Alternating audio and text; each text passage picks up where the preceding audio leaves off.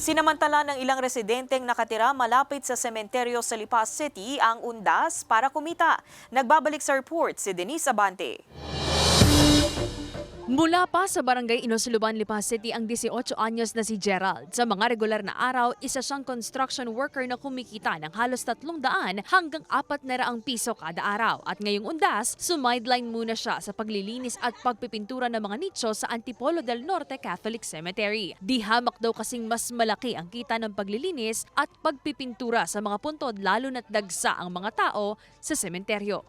Kahapon ako naka 700, ayos na dito. Para may kita naman na kahit pang bigas-bigas lang. Sana magawa ho at malinisan, pambiling bigas ho. Pagpipintura rin at lettering sa mga puntod ang ginawang sideline ng 26 anyos na si JM. Para sa kanya, mas mabuti na raw ang magtrabaho sa sementeryo kaysa tumigil sa bahay at walang kita. Extra lang ako kailangan mo panggatas. Ayos lang naman nakita din ako kahit paano. Sanay nakakawalang daan ay kailangan din Malaking tulong naman daw para sa ilang mga kaanak ng yumao ang mga gaya ni Gerald at JM na ngayon lamang nagkaoras na maasikaso ang puntod ng kaanak dahil sa ilang mga naunang gawain. Ako mismo taga rito at ayos naman yung sila magtrabaho.